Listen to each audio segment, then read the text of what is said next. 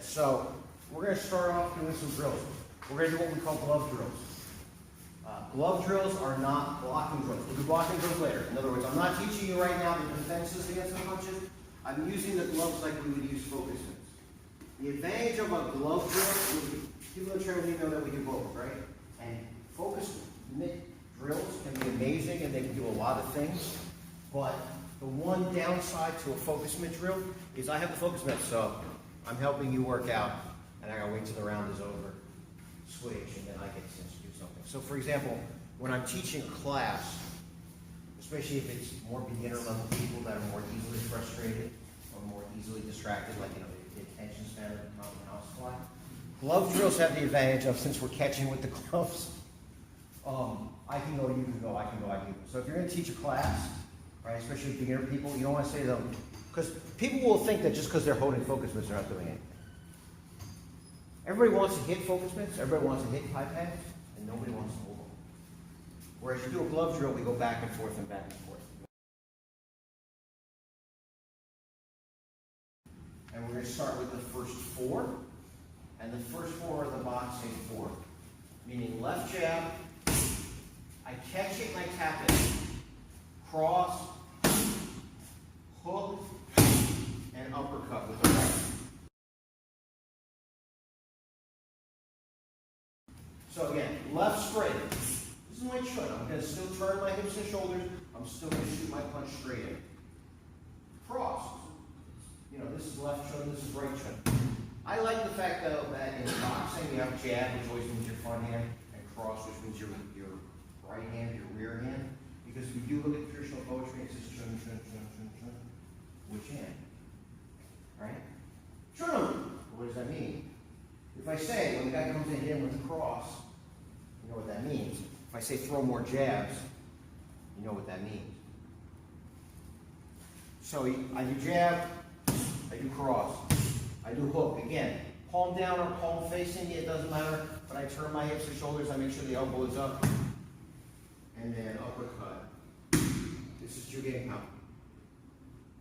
When I catch, notice something. Beginning people will do this. Jab, cross, hook, uppercut. That means my head is like this big. Now remember, in real life, he's hitting my face. He's hitting my face, same place, hitting my jaw, and come underneath my chin. Obviously, I don't want to do this because you've got somebody with some power. You're going to get punched. So in front of you, not on my face, but not on my face. Punch you in the face. I don't want to do this because, again, when I do this, and I don't want to do this, so I do this. Does that make sense?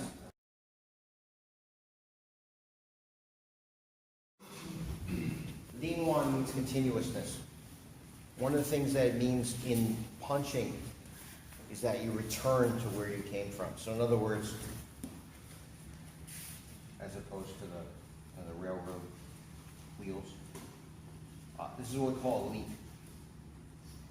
Right? It's a traditional Chinese term is leak. If you have a leak in your roof, the water gets in. If you have a leak in your attack, the counterattack gets in. So it's important to punch and come back. Punch and come back. Punch and come back. Punch and come back. There is an amateur boxing thing, which they tell you every time you've done punching, touch your head. Every time you've done punching, touch your head. Because you'll know your hands are up. Okay? It won't make you blow it like the hand. 1, 2, 3, 4, 5. Left uppercut. Again, not here. Think about Euler. Think about waist power, hips and shoulders. But also think about occupy the center. Right? If I'm hitting Frank like this, okay, see how much more of me there is to hit? I don't want to do this. I mean, even though I have this hand up, you can see it, right? I'm still occupy the center. So if I do this, well, first of all, he's going to say, he doesn't see it. If I do this, you see it. If I do that, you don't get as much chance to see it. But second of all, do you see how I'm creating a barrier? How I'm occupying the center line? This is, in Hung Da, you don't see them go. It's perfectly correct. The only thing, I wouldn't do is do the twisting stance. But again, it's coded language. They're just trying to get you to turn. So, I'm going to do it with the pads. Jab, cross, hook, right uppercut, left uppercut. Again, looks like we're doing Joe's kickboxing, right? My favorite thing on the internet. Joe's doing kickboxing. That MMA stuff, it's just sports stuff. But, like I said, I like to relate it to what the traditional training is. My opinion is that if you had a time machine, you really go back 150, 200 years ago and look at Chinese martial arts, it would look a lot more like MMA than we probably, initially assumed.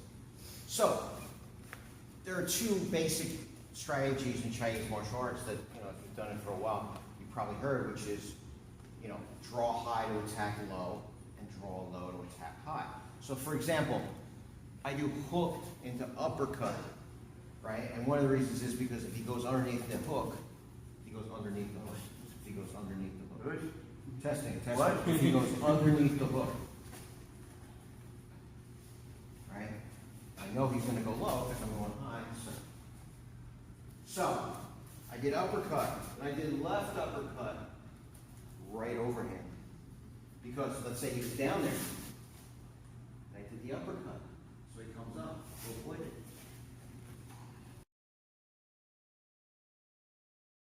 So remember, my overhand particularly is 45-degree angle.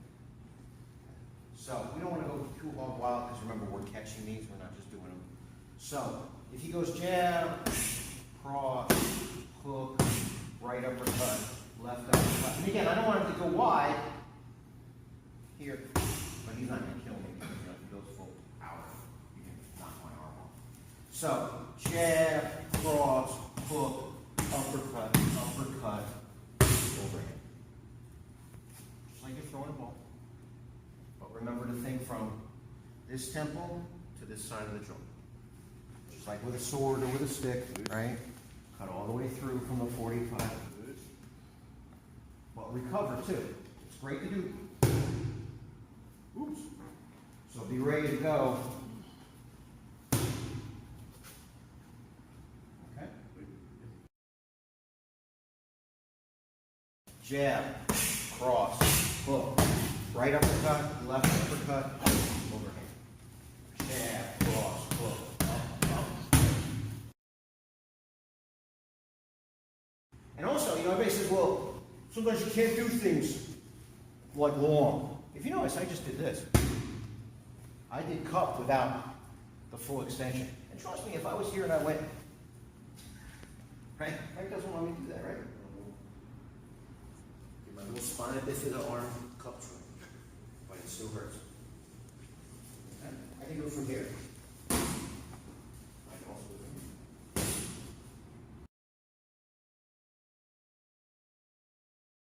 from here. Just put your hands up here, okay?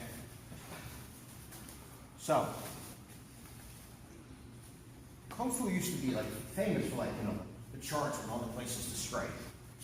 And sometimes it's ridiculous because you can take an acupuncture chart which has hundreds and hundreds of points. We don't have hundreds of points in martial arts actually hit. But it's good to know sort of generally what you can hit. On the body, you got the solar plexus and the sternum. Those are good places to hit. If you're a bastard, you can hit somebody in the bladder. Right? When we have fighters, the first thing you always make sure before a fighter steps into the ring is that their bladder is empty. Because it's filled up, and if it gets hit, it pops. All right, of course, in a street fight, nobody has the luxury of going, wait 1 second, let me go. Okay. You have the liver on this side, and you have the spleen. Spleen? Yeah, right? Gallbladder, spleen. There's actually, they're both over here.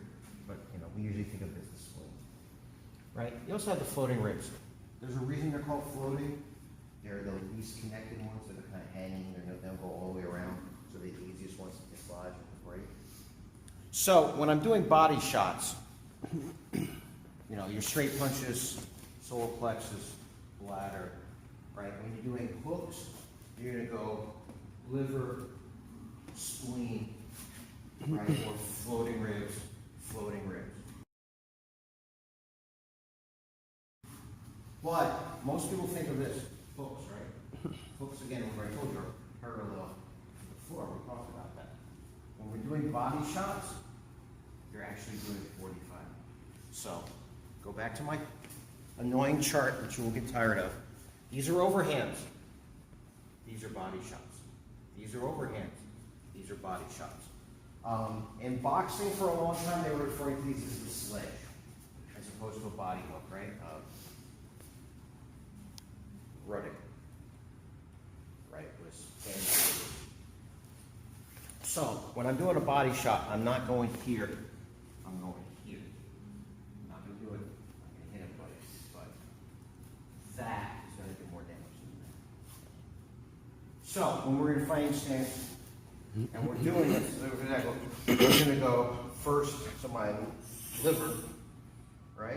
And remember, we're always targeting with context. In other words, I'm not just going to have him do this. No, I want him to do this, right? But you see, if you go with some power, so I cover it. Yeah, see now. Let me tell you, I would not let Frank hit me in the body that way, right? But doing this, now, for this, I'm letting him now, just reminding you, okay, up and into the spleen, right? So, this one and this one, yeah, see, trust me, I would not be having him do that on my body, right? So I think what we're going to do is, these are the last two of the 8, but let's do them first separately. In other words, let's just work on this, right?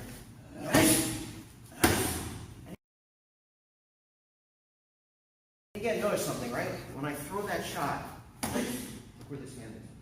People get a habit like they do body shots and they'll be down here. Right? Forget that. Forget the elbow, right? We're not doing just boxing. We're doing martial arts. You're going to be elbows. So when I'm doing this one, I come over here. Same thing.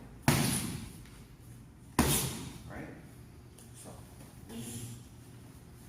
not hitting as hard, because when you hit as hard, you get sloppy. The harder you hit, the sloppier you get. That's why I tell you usually at the beginning, go slow. One, go into another one. So I already tipped my hand, right? I said this is the 8, and we do them in sequence. But I just wanted to work the body shots first. And that's why I also made a big deal out of doing left-right, because in the sequence it's left-right. It doesn't mean that in a fight you couldn't, like, for example, do the right one first. You know, for example, he goes jab, and I slip. Well, yeah, that's great, right? Yeah, okay. But to keep the sequence, the first 4 were the first 4 boxing punches. Jab, cross, hook, uppercut. He did left uppercut, overhand, and now the body shots. So, jab, cross, hook, right uppercut, left uppercut, overhand, body shot, body shot. Now again, like I said, remember, I can do this, the overhand with the little spina bifida arm, right? Close, so that the next shot is right there. Do you see what I'm saying? We were fighting, right? We got jab to find him. And again, I want to draw his attention high, so that he doesn't notice low. You'd be surprised how many times just doing that. Well, Moy knows about this, right? Do this, you go there, or, right? This is the old shinny into the piper, right? Everybody goes, why do you do that? You're not doing it because it's cool. It's to show you that if you do this, people will always look at your hands. So again, jab, cross, hook. Uppercut, overhand, body shot, body shot. Now you got 8. Do them as glove drills, and then we're going to transition into defense. Okay?